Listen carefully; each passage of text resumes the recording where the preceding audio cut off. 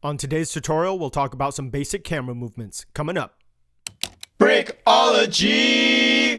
Hey, it's Thomas. Here's another basic stop motion tutorial. Camera movements can help your Brickfilm scene look a little bit more interesting, but I think more importantly, it helps you draw the viewer into exactly where you want them to look. I'm going to review with you 3 basic camera movements, but before we get started, subscribe! Yay! Let's get started. We're looking through Dragonframe again.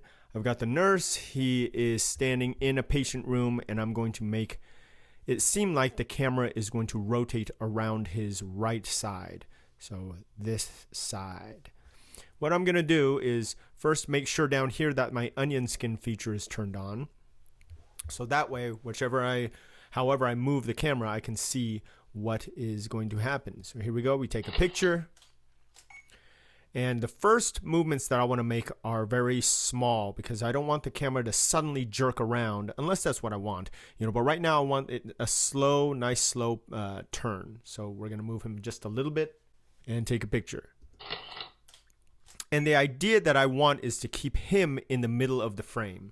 So his position can't change all that much. So here we go. Next move. And we take another picture. And some people actually put their entire set on like a lazy Susan, something that just rotates on its own. And that works great as well.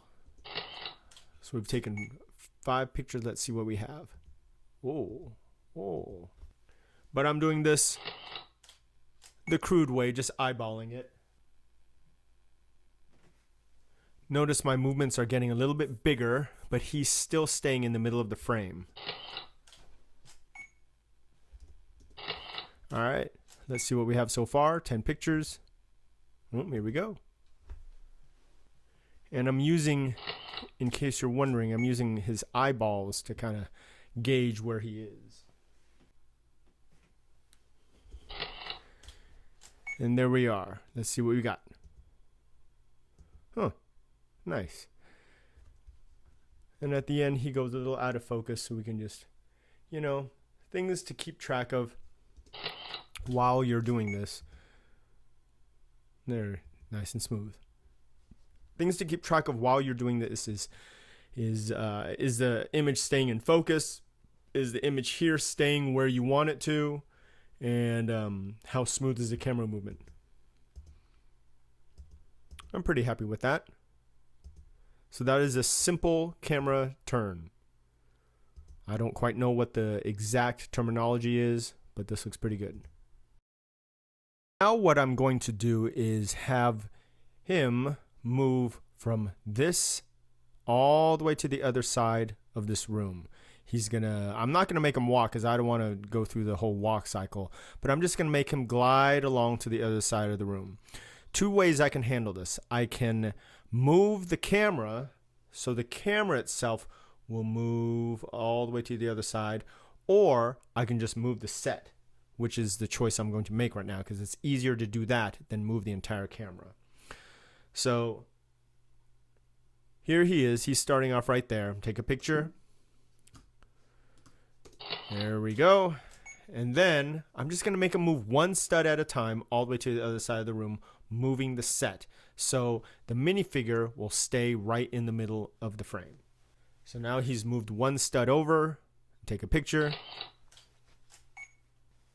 And we'll keep doing this all the way until he reaches the bed. Now keep in mind while you're doing this, that he could be walking, he could be running, he could be riding a bike, really doing anything. I'm just making him glide because I want to just show you the concept of this camera motion. And you can probably tell it's a little sloppy, but this is the basic concept. All right, we got 1 more. And he's made it to the bed. Let's take a look at what happens. There we go. See? Now it seems like the whole camera is moving, but it's really just the set moving and him moving, staying in the middle of the frame. Now for this, I'm going to do a really quick close-up right into his face. Now before I do the movement, I want to make sure that my end shot, where the camera ends up, is going to be what I want it to be. So let's take a look. And that looks good. So let's take a picture. And all I'm going to do is start closing in, but very slowly at first. Turn the onion skin feature on so you see I'm starting to move in. Start it off slowly, and then gradually start making bigger motions. So it's like this dramatic close-up into his face. So I can focus it. So things to keep track of while you're doing this. And I want to make his face change. And make sure he's in focus at the end. And there we go. So that's a really simple close-up shot. And I could take away a couple of frames to make it even more dramatic. Boom. Ah! All right. As you can see, these basic movements are really easy to do. Just imagine what you would do in real life and then just do it in slow incremental movements like you would do any stop motion film. Alright, if you'd like to see more stop motion tutorials, be sure to subscribe to the channel or click on any of these boxes. I will see you in the next video.